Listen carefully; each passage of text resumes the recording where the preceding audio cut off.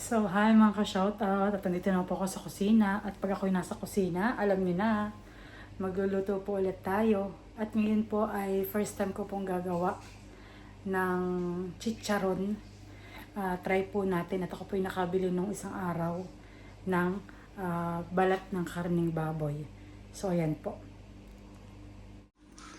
So, ito nga po palang balat ng karning baboy ay na-defrost ko na ito nung pang kahapon. So, atin na pong hiwa-hiwain ng rectangle or square man, kung ano man. So, yan. Bali, ito po ay 8 guhit. 8 guhit po siya. 12.63 dirhams. Ayan.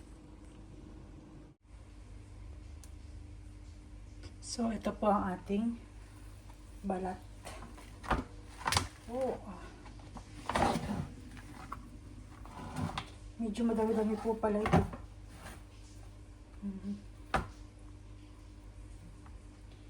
Pag ganito po pamandin ay mahirap po itong hiwain. O di sana tayo may magandang kutsilyo. Pero let's try and see. Okay naman po siya. Siguro yung gaganayin lang gagawin ko. So ayan. Hiwa serye na po tayo.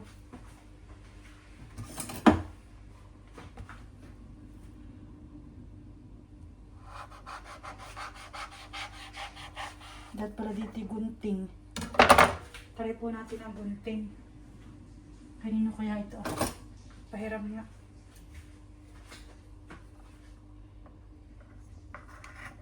Boy, mahirap din po pag gunting. Dapat po talaga kutsilyo.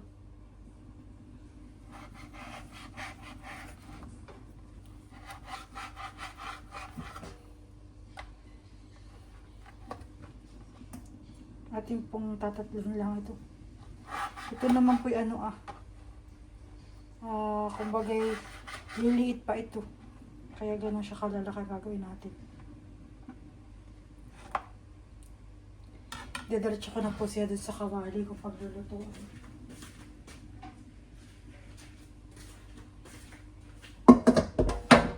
So, ayan. Madami-dami ito.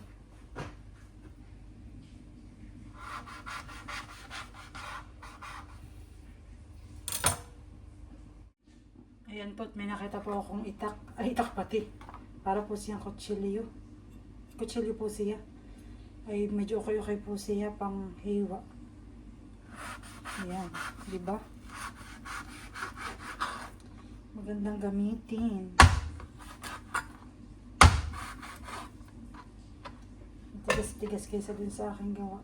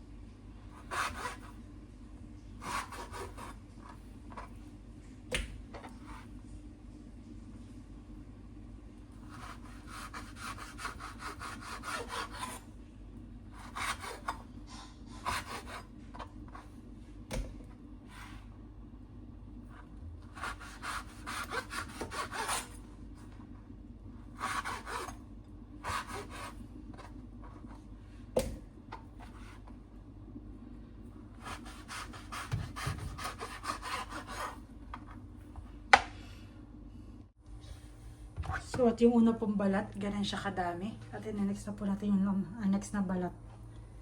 So, bali po yung nabili ko pala yung 2 sheets. Ay, okay naman. Sana po yung success ang ito ating lulutuin. At para maulit at hindi masayang ang ating binili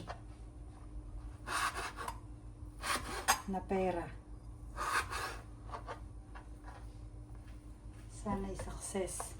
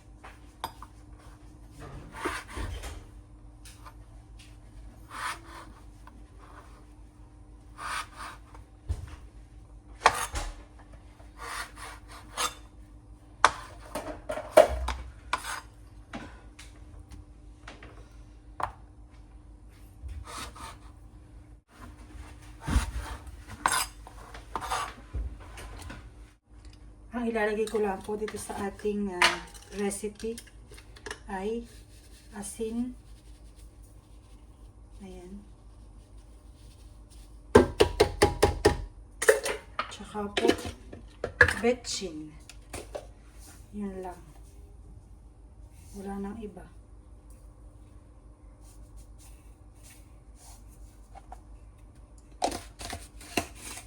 Kaya po masahin na natin. Masahin. Atin na pong ano yun sa ating asin. Para po may lasa.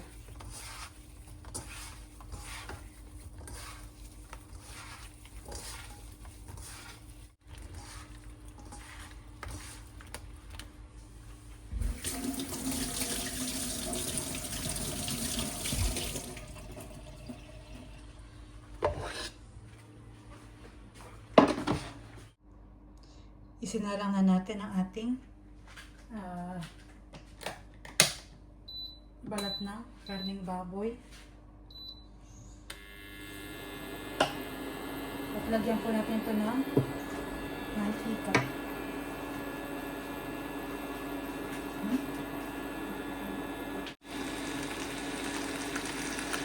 Atin muna palabasin yung sarili niyang mantika. At may lalagyan natin ng mantika natin, mga olive oil.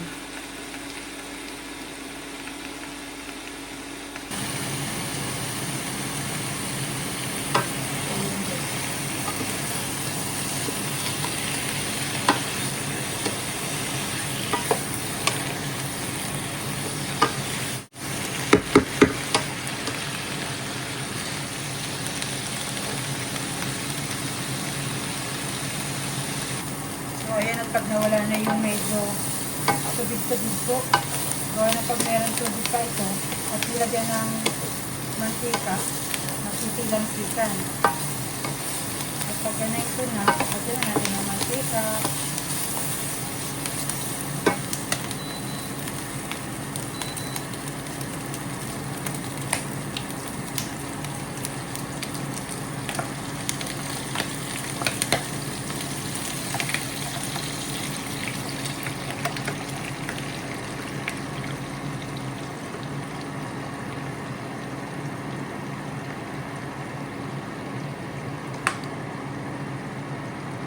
Ito po ay hintayin natin yung pinakabalat niya magkaroon ng mga small bubbles. At pag po nagkaroon na ng ganay, pwede na po natin ahon para po sa second na pagpiprito. At ito po ipapalamagin din parehas yung karning baboy na balat at saka po yung mantika. At same mantika lang din po ating gagamitin dito pang prito.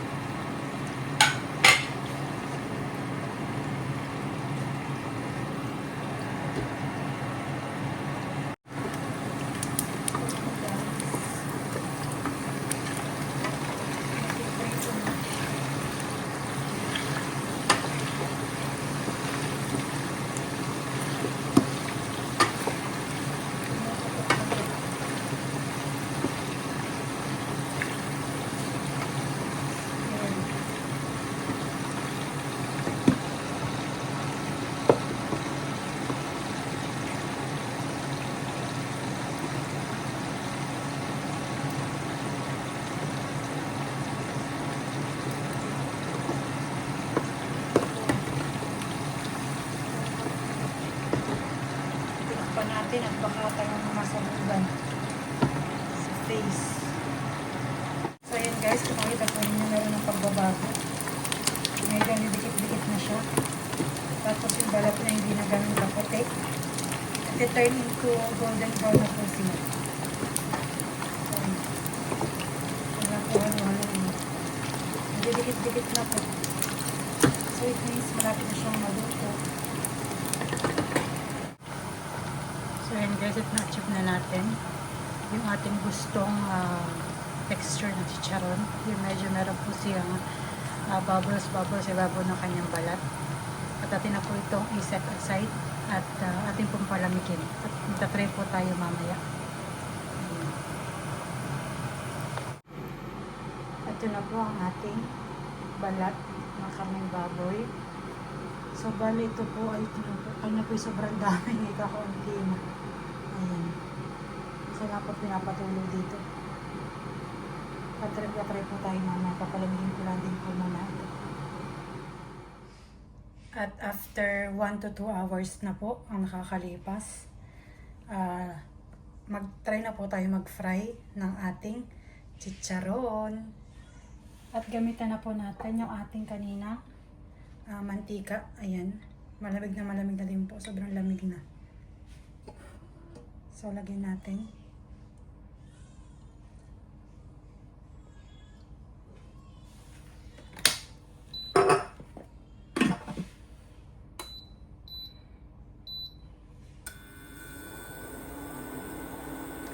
Ako po magkatry lang po ako ng 10 pieces. At gawa ng, hindi po ako makakapagkain ng maayos ngayon. At kapag papalit ko po ng brace na rubber kahapon. So kaka-adjust ko lang po. So hindi po ako makakain ng chicharon. Bali papatikman ko lang po si Mahal. At masakit po yung aking ngipin. So yan, papaintin po natin ng mainit.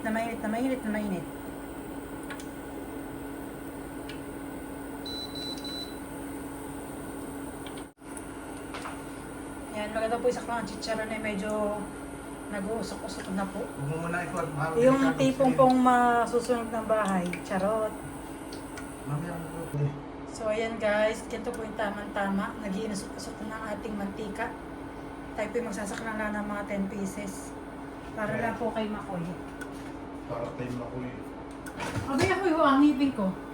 Gusto ko lang pong maano na matapos na yung vlog ko ngayon. Dapat i-AM mo lang ikaw. So ayan guys, yung ating Makoy. So ayan, let's try. Ano ka lang? Hindi, sabay-sabay mo na. 1, 2, 3, 4, Camila na 5, yun. 6, 7, 8, 9, 10. So yan. Nalobo. Hindi.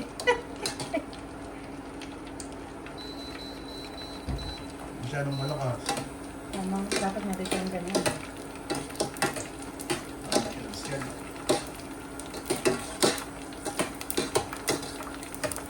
Oh God, darling!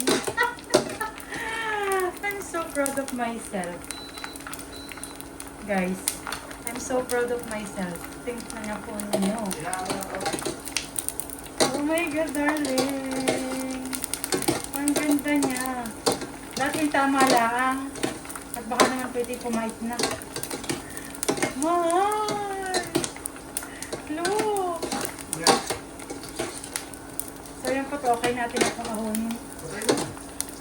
Hindi mainit ba?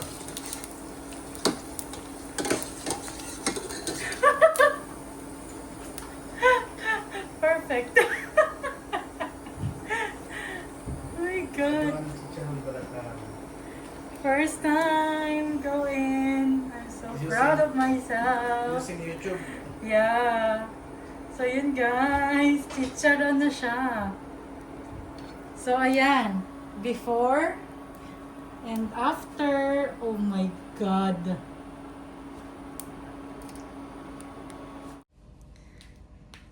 So ayan guys, at dahil okay naman po ang ating nagawa, akin po muna lagay sa ziplock. At pag po ako pwede na kumain, ay tsaka po, lalagyan po sa ref. At paprito-prito lang po kami dalawang mag-asawa.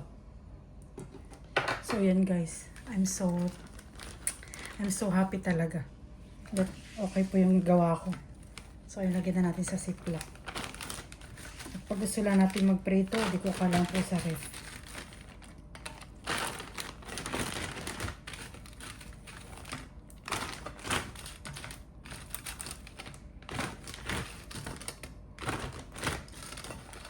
So, yan.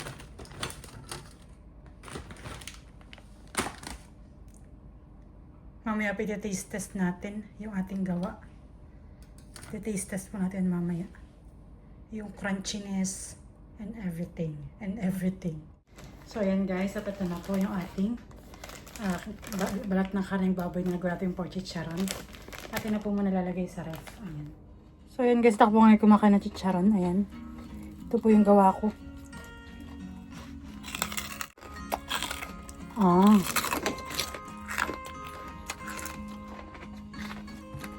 Ayan po. Yummy. May po yung mali nagme-merienda.